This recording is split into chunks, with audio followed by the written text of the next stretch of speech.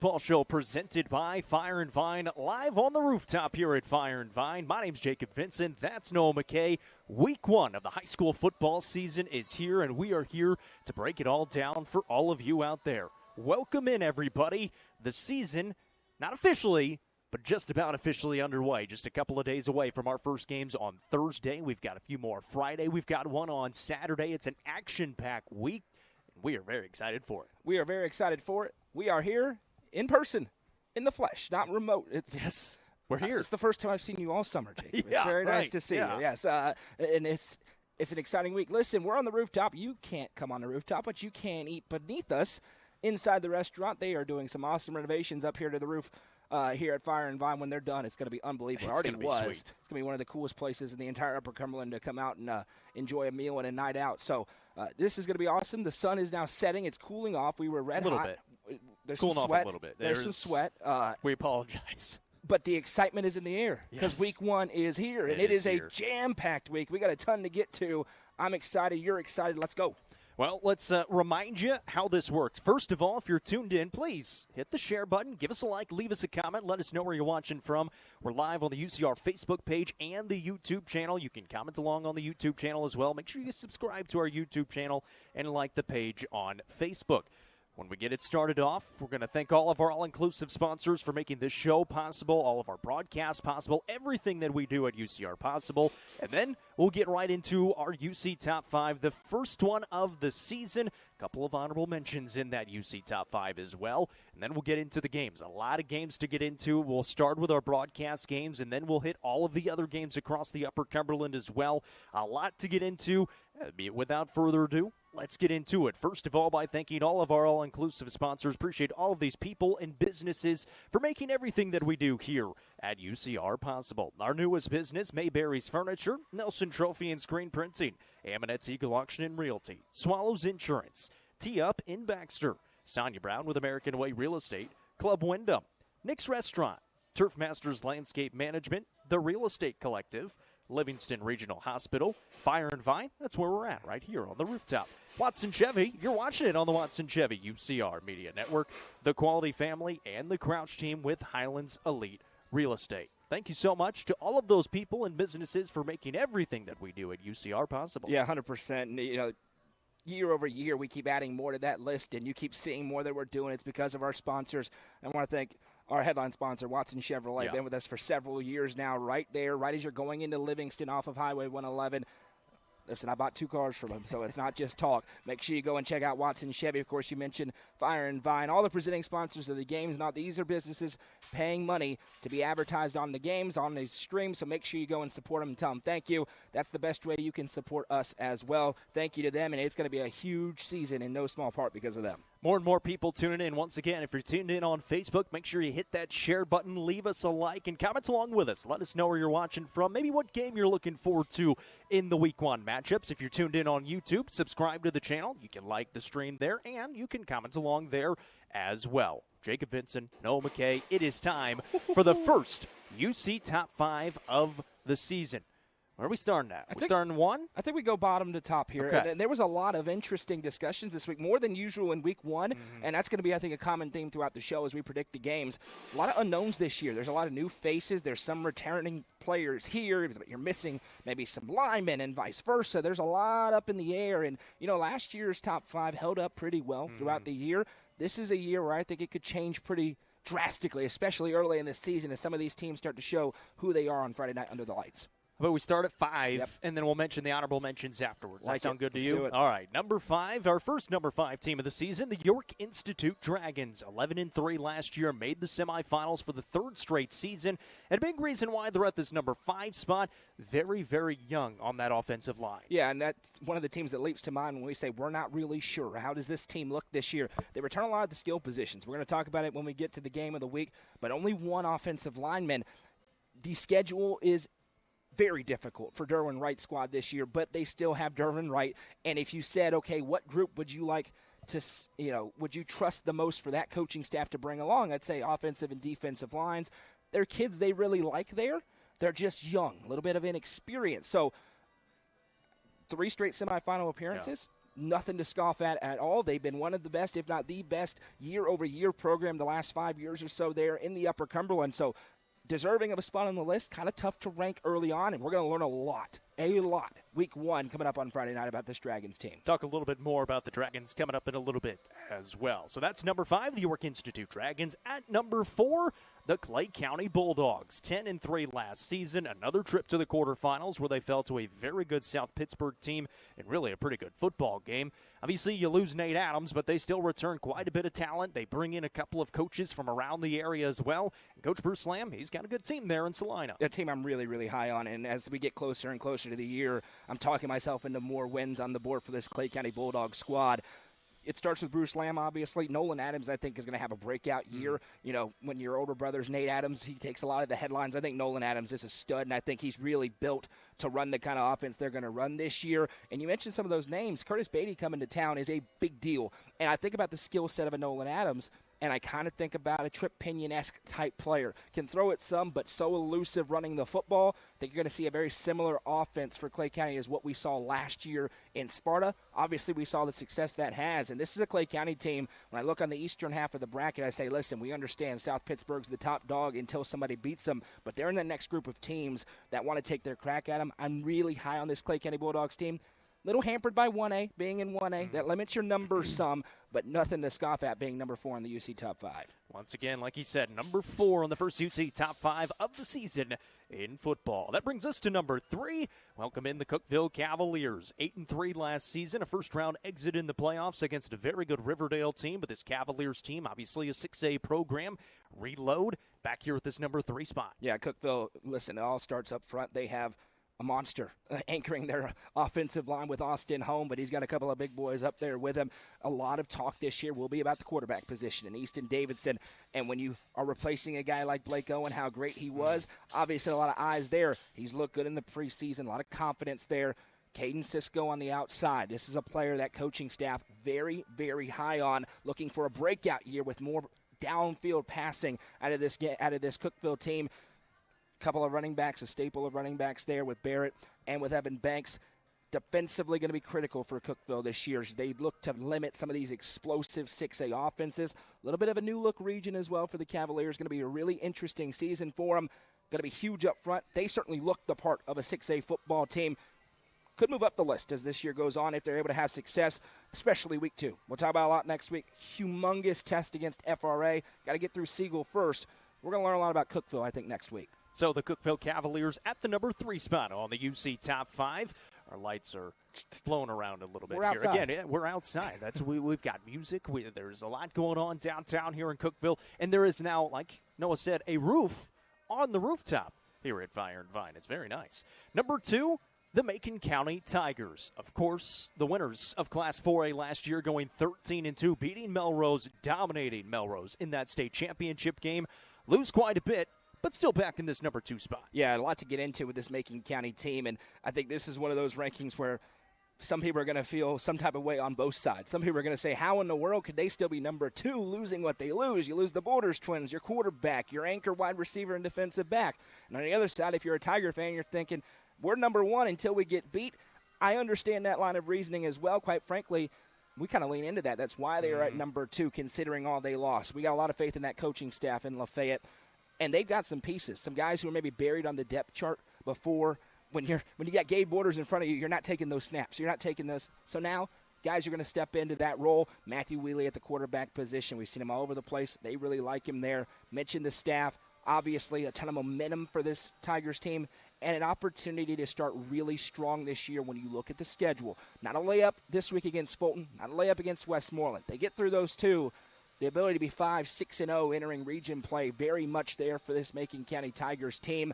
They get the benefit of the doubt doing what they did last year. They do lose some pieces, but still very highly ranked. Obviously, we got the deep dive on the Tigers this offseason with Proving Ground. Goose did a tremendous job with Proving Ground in the offseason. If you missed any of those, all of those episodes are up on our YouTube channel and on our Facebook page. Go back and watch them after we're done here. That brings us to number 1, none other than the Upperman Bees, who return a ton of talent from last year's team, and a big reason why they're in this number 1 spot.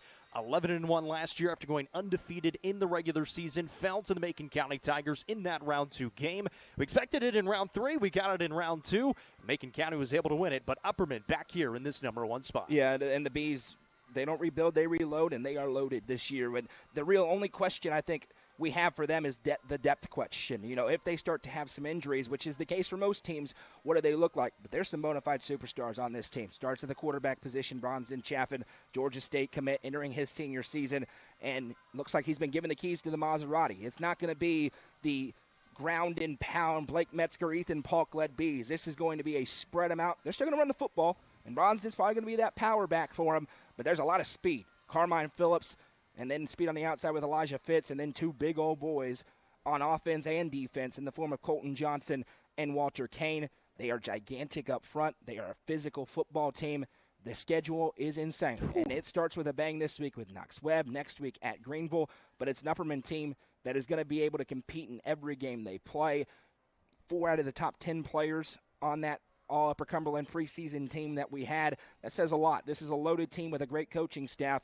Expect big things out of the Bees this year. So there it is, the first UC top 5 in football for this season in week 1. Once again, number 1, the Upperman Bees, number 2, the Macon County Tigers, the Cookeville Cavaliers at number 3, with Clay County at number 4, and rounding out the top 5 at 5 are the York Institute Dragons. That brings us to the honorable mentions. There were a couple. Yeah. We had some discussions who we were going to throw at 4 and 5.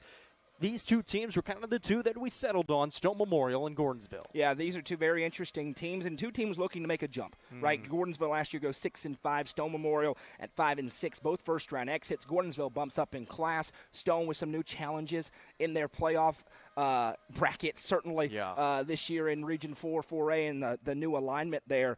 You know, this is a Stone Memorial team we're going to get to see in person on Friday night. If they win that game, probably going to be on this list next week. And a Gordonsville team that has all those injuries last year, and now a lot of those guys are healthy, are looking to replace some people up front. These are 2 teams, wouldn't surprise either of us if they're quickly on this list, and feel pretty okay right now where we stand preseason that these are the top 7 teams. Order could shuffle some, certainly, but at this point, I feel pretty good about these being the top 7. So Stone Memorial and Gordonsville, your 2 honorable mention teams, and there it is, the UC Top 5 for Week 1. That brings us to our first broadcast game of the week. It's Thursday this week. We get an early one. We get one of the first games of the whole season for the state of Tennessee as Livingston Academy travels to Cumberland County, presented by Overton County Farm Bureau.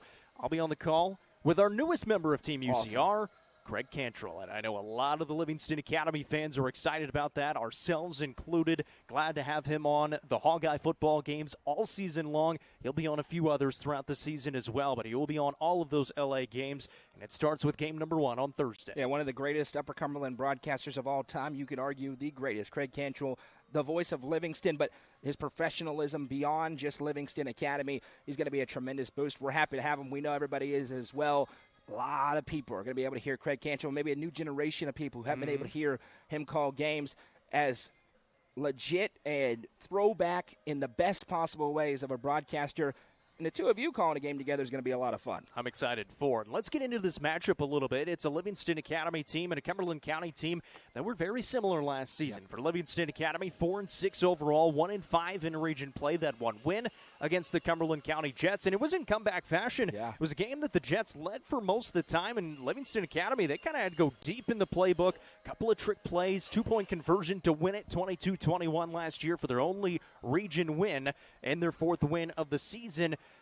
I expect it to be similar this year. Yeah, I think you're right. And this is so many interesting storylines here. Cumberland County now out of region play, going independent, trying to build some momentum there. They get the big blow, losing their starting quarterback to injury a couple of weeks ago. That hurts, but still showed some things in their jamboree against White County, one that White County had control against. But, you know, still had some impressive athletes out there, and Goose and I were kind of sitting there like, he looks like a good player. He looks like, you know, he's grown and gotten stronger. And then on the other end, Livingston, listen, if the confidence is there right now out of Livingston.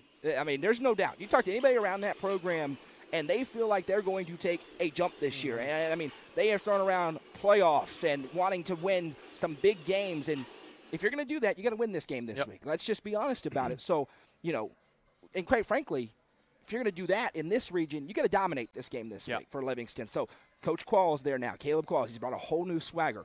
I love it. But you got to be able to go back that up on a Friday night or on a Thursday night in this case. And if they do that, I think all of a sudden that buy-in goes to a whole nother level. If they go in against a team that you really escaped with a win against last year, if you turn that around this year and go in and handle business in convincing fashion with a lot of eyeballs on you, because it's going to be a standalone Thursday game on UCR, it's on the main page, it's on YouTube, all those things, right? There you can build some real momentum. Now, the other side, if you're Cumberland County, you're saying not so fast. On our home field, well-coached football team.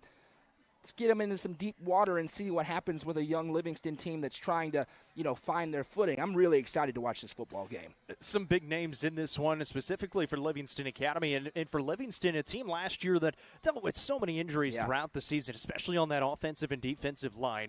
Bring back a lot of their skill players from last season. It starts with Adrian Jenkins at the quarterback position, who hasn't finished the last 2 seasons because of injury. He is starting this season at that quarterback spot. Caden Weitzel, great athlete, is moving to the running back spot. He's going to have the ball in his hands maybe a little bit more this season in the backfield. I got Rocco Carwile on the outside. You flip it to the other side. Jordan Geist has been one of the best defensive players in the Upper Cumberland for the last couple of seasons. He's moving from defensive end to middle linebacker. So they're making some changes. The big question mark, can that offensive line, can that defensive line really make some strides this season? Yeah, and, if you think historically about Livingston Academy, you think big, physical, dominant football teams. And that has not been the case the past few years for a multitude of different reasons. And ultimately, if you want to compete in 4-4A, if you want to make the playoffs in this region with these teams, with the reigning state champion, with a team that just went to the 3rd round, with a team that was in the state championship game 2 years ago, right?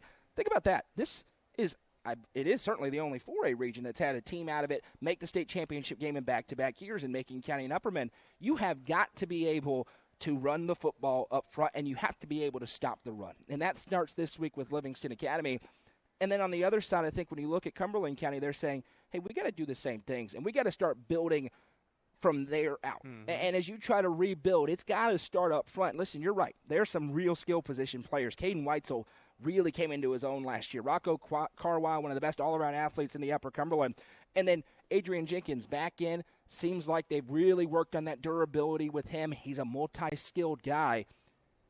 But if you can't block, it doesn't matter, right? It doesn't matter how fast or elusive your running back is if he's getting hit as soon as the ball is in his hand. So that's something I'm really watching for Livingston. How do they handle that up front from Jump Street? Now, apparently, we don't put a ton of stock into jamborees, but line play is interesting. Apparently had a lot of success up front against Jackson County last Friday.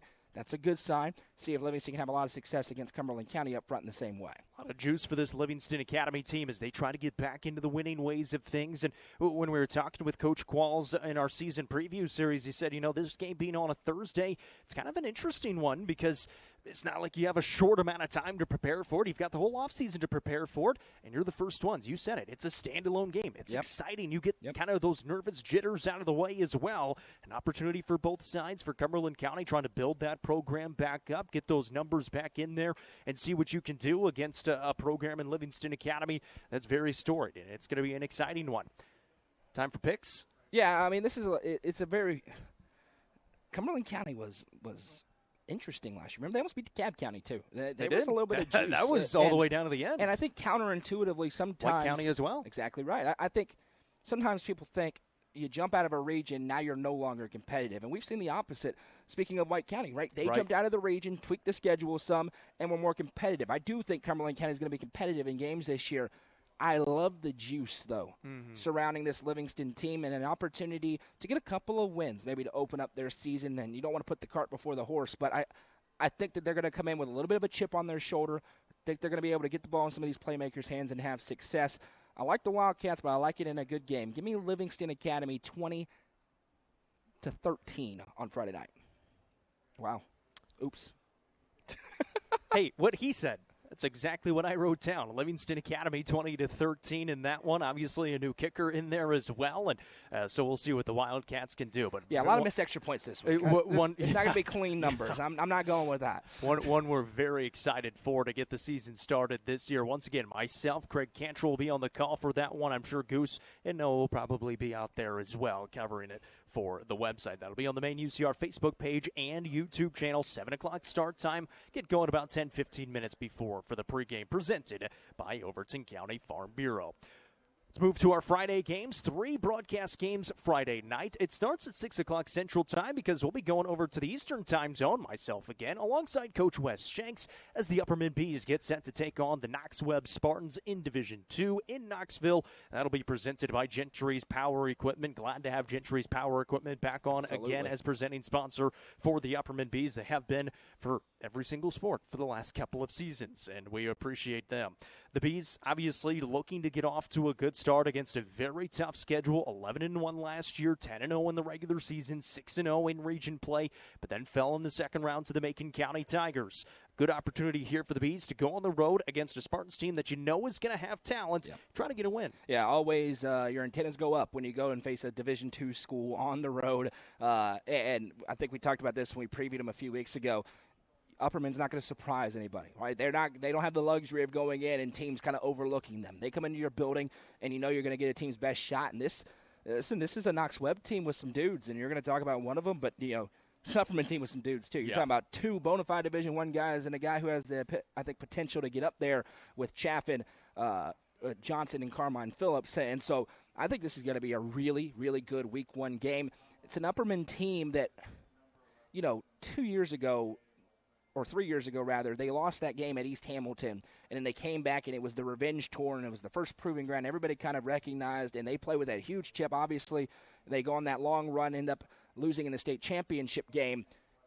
Doesn't feel like as many people are having that mentality around them, but I think this is an Upperman team that does. I think they're a team that feels like something got away from them last year. They want to challenge themselves in the regular season, and I think it's a team that's going to play their tails off every Friday night under Adam Kane, and I expect that to continue this week. And if they do that, I do think they're a favorite on paper in this game. You mentioned the record last year. You got to be very careful with record watching Division II because you're playing teams like Macaulay, like Baylor, BGA, all those sorts of teams. Boyd Buchanan. Exactly right. So you kind of have to be aware that every 5-5 isn't the same, and I do think this is going to be a really good Knox Webb team, but I think this is an Upperman team that's going to go in, play with their hair on fire a little bit and try to make a statement, maybe statewide, out of this football game on Friday night. You mentioned Bronson Chaffin, Colton Johnson, Carmine Phillips for the Bees, and then, like you said, for the Spartans, they're going to have some big-time players as well. They probably have the biggest name in this game in terms of recruiting-wise. Shavar Young Jr., 3-star defensive back going to play at the next level at Clemson. Pretty good school to go to at the next level. He'll play some wide receiver as well, one of the senior leaders for the Spartans squad. But they've also got an offensive line that is really, really strong. They're young, but really strong. 2 brothers that are actually 2 of the top-ranked guys in the state of Tennessee. Their head coach, Don Mahoney, was the offensive line coach at Tennessee a few years ago and was there for quite a while. So they're going to have a strong offensive line. Great test for the Bees' defensive line and that middle linebacking core. Of course, Walter Kane back in there. Colton Johnson going to be tested. Going to be fun to see that linebacking core against that offensive line. And I think that's a great point because that's going to be that's a front 7 that should be playing with a chip on their shoulder because got a little bit embarrassed last year against Macon County in that playoff game. Macon County ran all over that defense, and that is something that really has never happened under Adam Kane and Baxter. So I expect there to be a little bit of pride there. Obviously, having the quarterback of your defense back, Walter Kane in the middle is huge. Jude Fitzpatrick, I think, is poised to have a really, really impactful season. Colton Johnson on the other side. But that front 4, front 3, I think you may see a little more 3-3 stack stuff back into Adam Kane's kind of wheelhouse this year. They're going to have to put their hard hats on against this Knox Webb team. But on the other side, this is an Upperman front that is big and nasty. A guy we haven't talked a ton about, Ian Cox, is a grown man on that offensive line. I mean, this is a front that will move people, that is among the class's best when you talk about size and physicality. And not everybody going both ways this year. That's a big change up front for this Upperman squad. And obviously we talked about the weapons that they have. This is a high-level football game on Friday night in Knoxville. Really excited to see the team speed of the Bees. That's one of the big talking points. Obviously, you got to lay eyes on them in the offseason as well. We got a chance to talk with Coach Kane. It's kind of the biggest thing this season. They're really, really fast. They've been fast in the last few years, but the team speed this year collectively is one of the biggest things. Like you said, they're not going to be as ground and pound. Obviously, they're going to run the football. It's a Coach Kane coach team. might look a little bit different, though. Yeah, I think you're going to see a lot more 4 and 5 wide stuff. And we say that, guy in the slot could be Colton Johnson, and they're just hunting mismatches with that guy, right? At 6'4", 6'5", 230+ pounds, they are looking for mismatches there with him, and he has a great rapport with Bronston Chaffin. Then you have Walter Kane on the other side, and you start to forget about a guy like Elijah Fitz, and then Carmine Phillips can split out wide and go from there as well. So they'll have an ability to be very multiple this year. Coach Kane will have, I think, should have a much bigger play sheet, but ultimately, when the going gets rough, it's going to be 8 left, 8 right, 8 up the middle, because Bronston Chaffin is their ultimate trump card. It's interesting starting off with Knox Webb, because it's a very tough schedule. Starts with Webb. You go on the road to Greenville next week. So you really want to get off to a good start, get the juices going in game number 1, and try to get that momentum going into game number 2 next week as well. Yeah, absolutely. And I think this is an Upperman team that, they went out, and I misspoke, Parker Cox, rather, on that offensive line for this Upperman team, but appreciate the comment. You were spot on. That can go one of two ways, right? If you lose this game, all of a sudden, you start to look at that Greenville game and go, although, we don't know what to expect out of Greenville. Obviously, they're replacing Carson Quillen and a few other pieces. They still have Zayden Anderson going to Tennessee at the wide receiver and DB spot, but it is a different-looking Greenville team. But still, they're going to be playing with their hair on fire, and you go, man, are you going to start 0-2? That does not typically happen under Adam Kane. But conversely, on the other side, they go in and make a statement, which I think is certainly on the board, go in and win by multiple scores. I think everybody goes, oh, they're still really, really good, and have the potential to make some real significant noise in a class that you're going to have to be really good if you want to get to Chattanooga this year, knowing Alcoa is also in this classification. Time to pick it. Yeah, I think this is going to be a good football game. Ultimately, Upperman been pretty good in week 1s. They're pretty good overall. And I lean towards the Bees. I think they're going to play with a chip on their shoulder. And I think probably a coming out party again, as some teams have kind of forgotten about how good this team has been over nearly the last decade in Coach Kane's time in Baxter. I will take the Bees to win a good game, but a convincing victory. Give me Upperman 35-14. Yeah, I like it by 2 scores, 27-14 in this one. You said in week 1, we went down there at Fayetteville last year, absolutely dominated it. Obviously, Fayetteville ended up being a little bit different Knox team Webb than better they than had that been in the Fayetteville past. team is, no doubt. But week 1s have been pretty good to them in the last couple of seasons. That's, again, at a 6 o'clock Central Time start time, with it being a 7 Eastern Time. Myself, Coach Wes Shanks. That'll be on UCR 2 tomorrow night, Friday night, presented by Gentry's Power Equipment. Greg Cantrell, he's back on the call. UCR 3 Friday night at 7 o'clock. He'll be with Colin Castleberry for Cookeville and Siegel for their Week 1 matchup. That's presented by 931 Sports Cards and Collectibles, coming up Friday night at 7 o'clock. And for a Cavaliers team that we talked about a little bit, obviously you lose Blake Owen, who was a quarterback last year, linebacker last year. He's now at Army, listed as a quarterback. It's a big loss. Yep. You got some guys behind, though. Easton Davidson, he got a good amount of playing time last season at that quarterback spot. He can throw the rock. You've got guys behind him in the backfield with Evan Banks and Blake Barrett. You mentioned the speed on the outside. The defense, I think, is one of the question marks right now, because there were a lot of seniors on that side of the ball last season. Yeah, a really interesting matchup here. And any time a Rutherford County team comes to town, I don't care who it is, I don't care what their record was last year, what their reputation is, you better be ready to go, because you just never know who's going to get off that bus. And apparently Siegel, they got some big, impressive-looking kids. So it's going to be really interesting to see how this Cookeville team looks moving into this season. I think, one thing that Taylor Hennigan and his staff have done a really good job of in his time is adapting to his players. And obviously the headlines at the quarterback spot, they go from, Mace Thompson, who is as pure a drop-back passer as you're going to find, to Blake Owen, who's a run-around, throw-it-around guy, and now back to Easton Davidson, who's, I would say he's a little more mobile than Mace Thompson was. He can move, but he is more of a get in the pocket and throw it around and, let his running backs handle most of the carries. And, I'm excited to see what this offense looks like with Zach Hennigan calling the plays with that in mind. And listen, it's a Cookeville team, and you saw Coach Hennigan in the preview series. They want to be talked about differently, and they want to take the big step. So the big step of making it multiple rounds into the playoffs, and in the most difficult public school classification, if you're going to do that, you got to win this game, and you got to win this game convincingly. Now, I mean, it's that simple for Cookeville. If they're going to be able to be a team that can win multiple playoff games, knowing the road they have to go through, they got to handle business in dominant fashion. I expect them to handle business in dominant fashion this week. We'll see moving forward. Mention that next week's game against FRA, right? If you can't handle business against Siegel, no disrespect whatsoever, but you're not going to be able to go and have success against FRA. So big measuring stick game in that regard as we kind of try to see what this Cookeville team is about. Are they a in a place to take that step forward, to get to number one in our top 5, to win multiple playoff games against really good 6A teams. That's why they schedule the way that they did, right? Mentioned FRA, Maryville.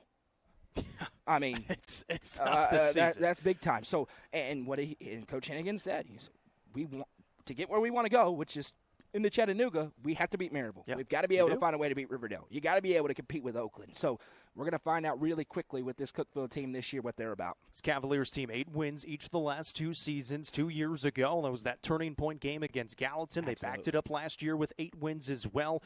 Green Hill, Mount Juliet, the only 2 losses in region play, and then they fell to Riverdale in that first game in the playoffs. For Siegel, 2-8 last season. They did have a region win when they went 1-4, but they really struggled offensively. Just 15 points per game last season, and it's a Siegel team that in the last few years have gotten to 500, but that's about the highest that they've gone. 6 wins is the highest, 6-5 a couple seasons ago. And it's kind of been a struggle for the Stars. So like you said, for the Cavaliers, if you want to be talked about differently this season, you got to start it off in convincing fashion. It's going to be on your home field. Take care of business against Siegel, and then see what you can do against Franklin Road. Yeah, I mean, listen, if you're going to be an elite football team, you've got to blow out bad or teams that are lesser than you, right? You don't play around in those games. And so it's a Cookeville team.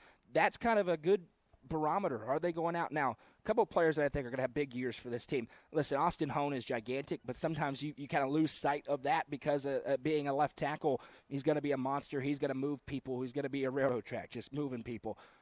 Evan Banks, player that has to step up. You mentioned the loss in the linebacking spot of Blake Owen. Evan Banks may be a 4-year starter. Yep. And, I was talking with Coach Hennigan about this, and I was like, that's maybe not great 4 years ago to have a freshman starting on your 6A football team.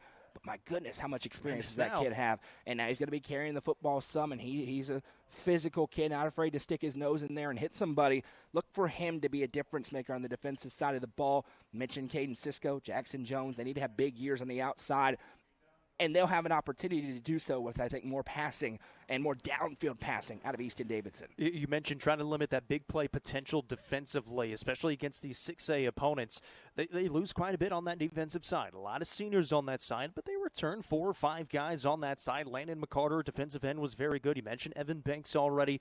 They've also got Nick Johnson and Keeli Davis in that secondary who do return on the corners. So they've got 4 main guys coming back. We'll see who can kind of filter in around them and try to make some big plays this season. But yeah, for the Cavaliers, especially in this first game, see if they can make some plays on that defensive side of the ball, ease that pressure up a little bit on Easton Davidson on the offensive side. Yeah, you're absolutely right. And, some new superstars are going to have to emerge for this team to get where they want to go.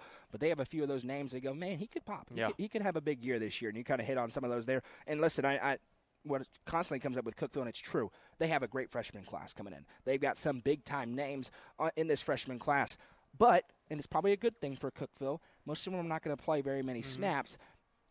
It's tough to ask a freshman to come in and get 6A competition and play in big numbers. But that's where a game like this is so big, because if you can get a big lead, and I'm not saying they're going to, but if you can get a big lead, all of a sudden you can get a couple of snaps for some of these freshmen in there. So, in a season where you're not going to have a ton of opportunities to have gigantic leads because of the competition, if you have one on the board, it'd be really nice to get it. Time to pick it. Yeah, I like Cookeville to roll in this game. I think they're the better football team, and I think they understand the importance of having a good start to the season. Week 1, set the tone, and then go into a huge game against FRA next week.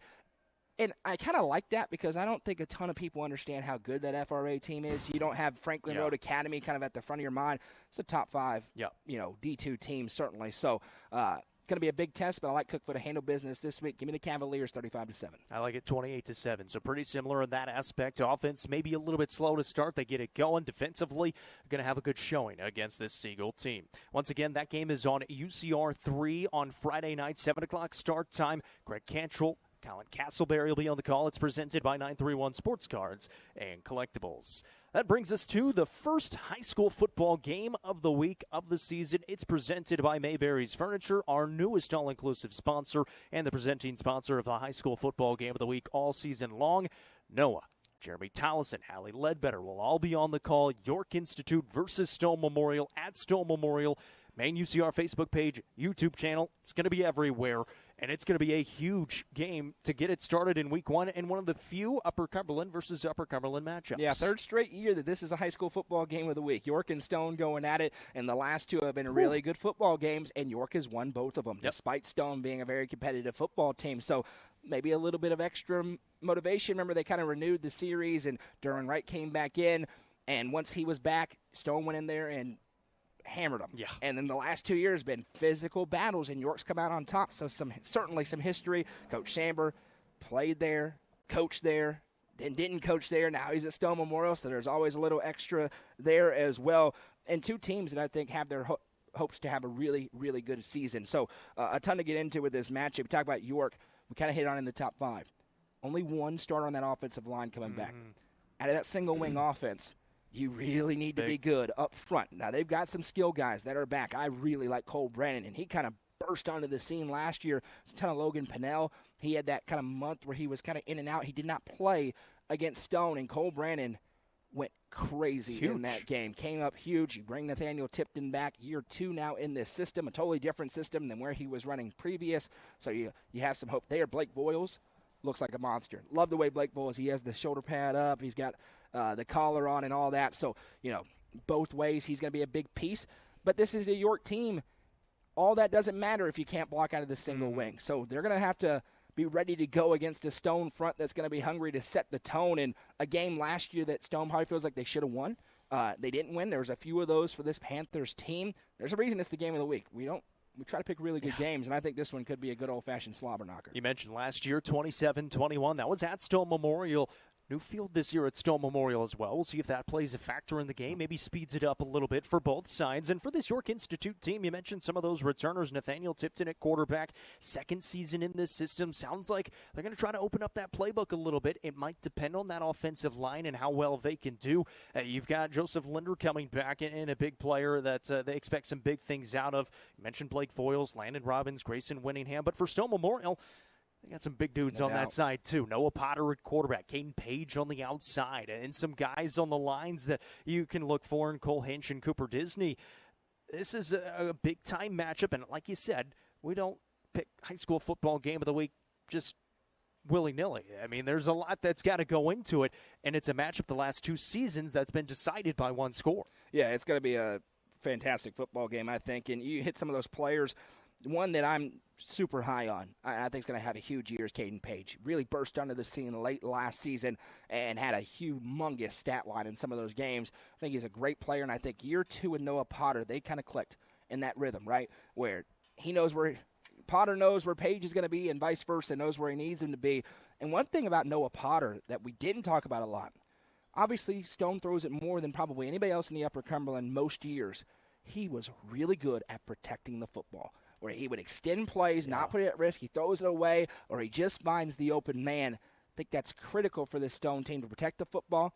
Maybe a little bit less of the one-play home run threat with no Maddox Akindo. Obviously, that's a huge get-out-of-jail-free card, but he's got some other weapons that he can go to. You meant Dylan Phillips is another guy. They got the Hunter Haney's out there, too. Hunter Haney. They've got the sophomore running back with the tough-to-pronounce last name that I will pronounce well on Friday night, who they really liked, toured up in middle school, kind of, getting more into the backfield and that running back by committee. Got that tempo.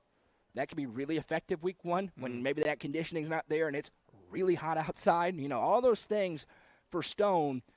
And in York, you already know what York wants to do. Put you in a phone booth. Let's get in a rock fight and see who comes out on top. 2 contrasting styles, which is part of what makes this game so exciting every year. Big thing for York Institute. Really struggled with turnovers in weeks 1 and 2 last season against Clay County. 7 turnovers in that game. Same thing against CAK on the road in Knoxville as well. Can they limit those turnovers? And Coach Wright talked about it in the season preview interview that we had with them. They just didn't play well. You're not going to win a football game when you turn the ball over 7 times. They still had a chance against Clay County in week 1. Can you get off to a better start in week 1 this week? Yeah, and they're looking for Nathaniel Tipton to kind of up that completion percentage. It was pretty low last year. Cut down on those turnovers. A lot of them were early. The fumbles got a lot. But remember, it's a York team. Lost 2 straight and won 11 straight, right? And ultimately fell in the semifinals to now region foe Marion County. And the reality is for York, it's a game you got to win because it doesn't get easier. You're facing nearly all of Region 4. Pretty much right? Region 4. You know, they don't play Macon, but they play, I think, everybody else in that region, and it doesn't get any easier next week with another 4-4A team. So I think White County is next week for this York team. Don't quote me on that off the top of my head. But it's tough early on for this York squad. So they don't get an acclimation period. They don't get a layup. And for Stone, they know the same thing as they try to build some momentum with a not-so-easy non-conference schedule as well. Yeah, we talked about the UC Top 5, and a big reason why some of these teams are on the UC Top 5 because they did go out and challenge themselves. York Institute, Cookeville, Upperman. A lot of these teams are going out. They're scheduling hard. Some of these teams can't get those hard games because nobody wants to play them, and that's why you kind of end up with some of these harder games. And it is White County next week for York Institute, and then they have Meigs County. So if you're not playing well, right, if you have the, hey, we're not gelling on offense or offensive line, that may be true, and you may be a lot better in Week 11, but it doesn't feel good if you're 0-2, 0-3. So a little bit of pressure on York to have a good start on Friday night. Who you like? Yeah, it's a really good game, and, of course, as we always say, and we haven't had to say it yet, the final picks are when the expert predictions column is posted, typically on Friday morning. It'll be on Thursday morning because we have a Thursday game. As we sit right now, and listen, we've made the mistake year over year in this matchup of most people picking Stone and then York wins. I do think we have more answers right now at this point in the season. If it was Week 11, maybe I feel a little differently. That offensive line, a little more cohesion there for Stone, bringing 3 of their guys back. I have a lean towards the home team in this game. I think it's a really good football game. Another dogfight style game. I'll take the Panthers 20-14. I'm going similar score, 21-13 Stone Memorial, and kind of similar thing. It's tough when you're, especially going on the road. Week 1, got to be a big-time matchup. You've got a very, very young core on that offensive line, just the one returner. Coach Wright could definitely surprise us. I mean, he said a couple of weeks ago, it's been a little bit of a struggle trying to get these guys to, like you said, come together and figure it out a little bit. And it's so big in the offense that they run. I think I like Stone Memorial in this game early on. And it's one of those games, you know, I'd be a little surprised if our picks were wrong, maybe in the last 2 games we've talked about. Would not be surprised at all if York goes and wins this football game on Friday night. Wouldn't surprise me in the least. One that could definitely go either way. Once again, that's the high school football game of the week, Friday night, 7 o'clock, York at Stone. Noah, Jeremy, Hallie on the call for that one. Facebook, YouTube, Hub Plus. Everywhere, Hub Plus. Spectrum, I think 192 is Spectrum the channel. and Twin Lakes channel 192 locally. You can watch it Roku there. somewhere. And by the way, we are partnered again with our friends at Cookeville Communications. If you want to listen, you're in the car. Our streams will be across the airwaves. The Cookeville game on 107.7 Grace FM, and the Upperman games on 106.1 The Eagle. Yep. We got a Saturday game. Similar to what we did last year, Macon County playing Westmoreland. It is Macon County again. Macon County versus Knox Fulton this year. It's presented by Macon Bank and Trust Company at 7 o'clock on the main UCR Facebook page and the YouTube channel.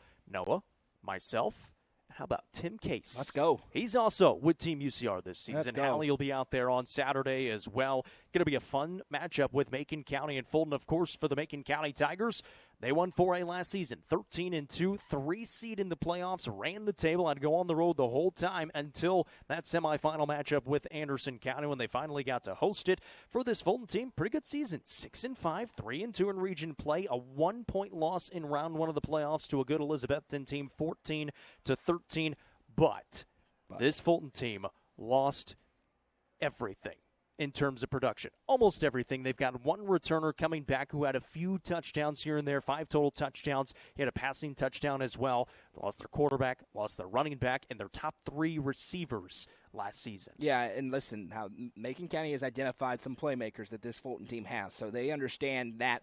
You also understand you are now the hunted. You are the reigning state champion. Yep. You're going to get everybody's best shot. You don't come ready to play, you lose, because everybody's going to play with their hair on fire against the Macon County Tigers this year. They've kind of leaned into being the hunters. You don't get to do that right now. You are the hunted. So a Macon County team that knows they have to play their best each and every week. You always know when you get Knox for Fulton in, they're going to be super athletic. They're going to have tons of team speed. That is absolutely the case again this year. A Macon County team with the ability to create some new stars, right? It has been all Gabe, all Zach, all Flowers the last few years, all Luke Gammon. Well, now all of a sudden you get the ability to create some new stars. It is the only show in town. We are going to be there. We have the live game day show right beforehand, just like we did last year. That's going to be a lot of fun. There's going to be a ton of buzz. It's going to be real cramped. Some of the stands aren't going to be able to be used, so it's going to be real cramped. Get there early. Be ready to stand up. The cowbells are going to be blaring, no doubt. it's a Macon County team that's got to focus on playing football. Yep. Right? Last year is last year. And as you saw several people say during Proving Ground, this is not the team that won the state championship. Last year's team was. You got to make your own identity, but a huge opportunity for them to do so. I like a lot about this matchup on paper for Macon County. Well, we talked about what Fulton had lost last season with their quarterback, running back, and top 3 wide receivers. Macon County, pretty much the same thing. Yeah. Their quarterback, 2 running backs in Gabe and Zach Porters, Luke Gammon in there. Also lost Braylon Flowers to graduation. And then some big dudes on the line in Brody Fry and Hunter Griggs, who are on both sides. It's some big losses right there. Big reason why they were the 4A state champions last season.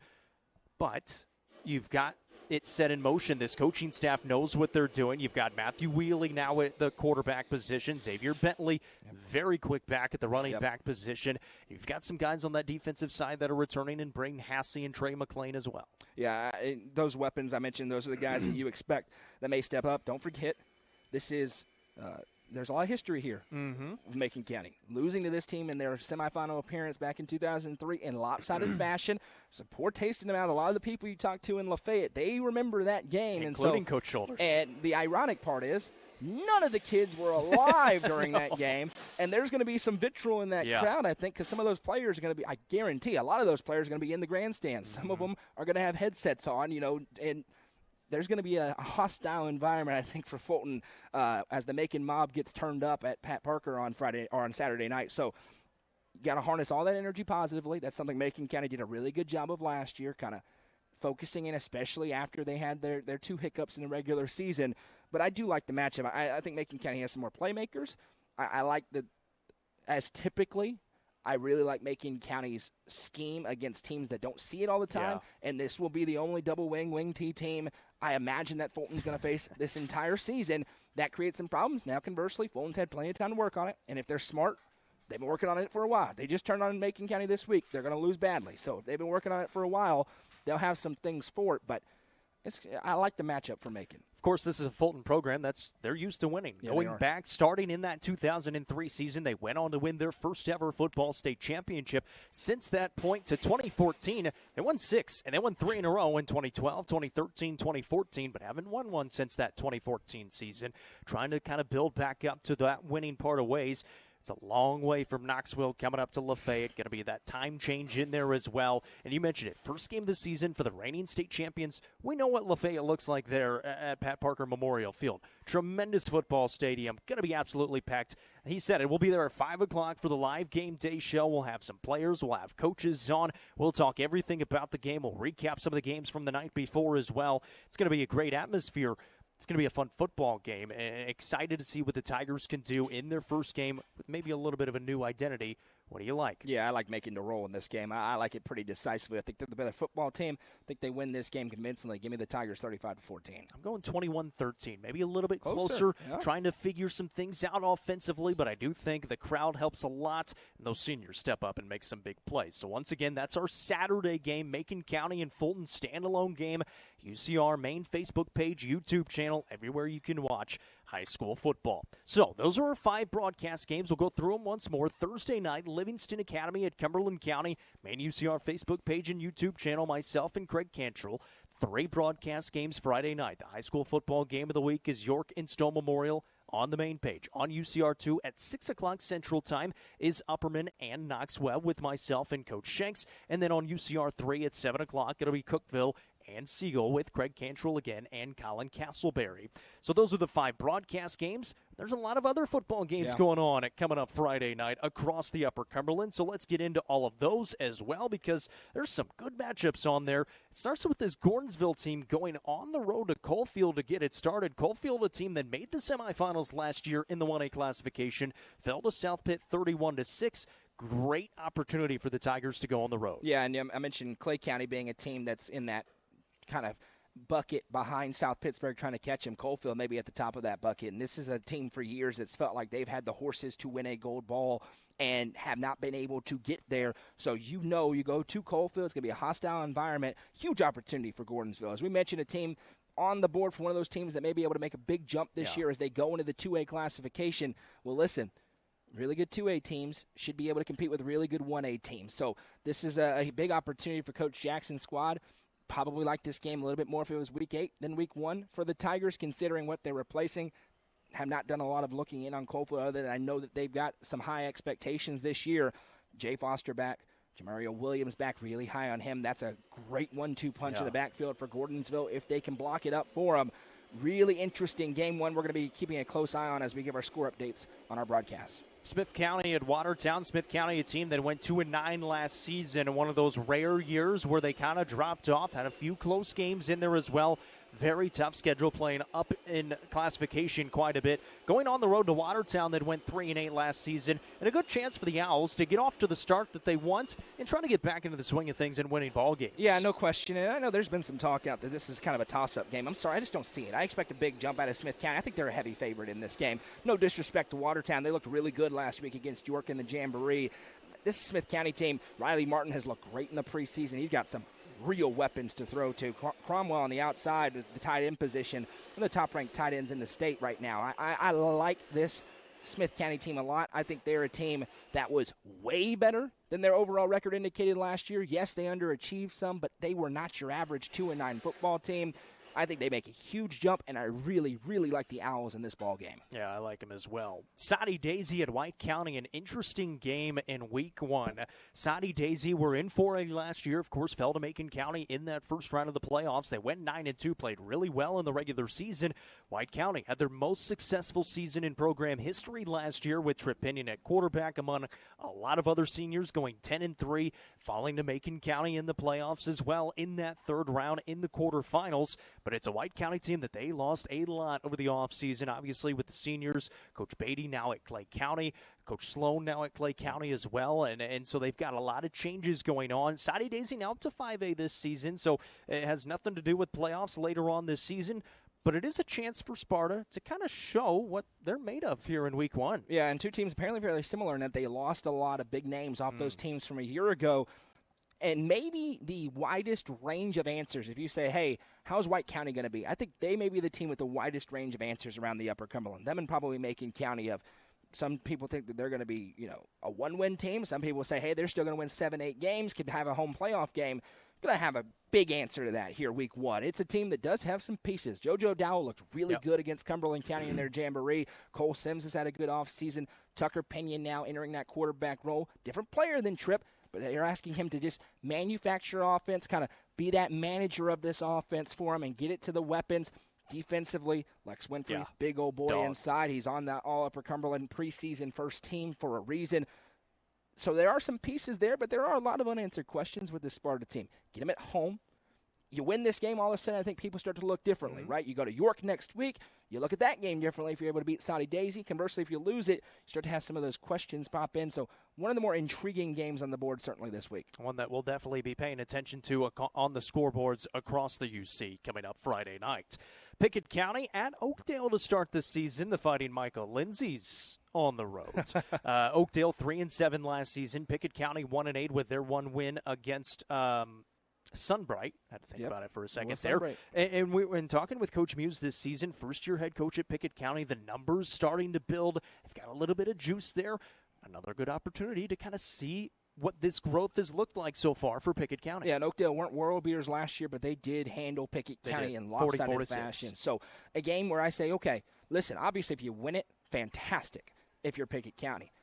Can we be competitive here? Can we be competitive here on the road against Oakdale?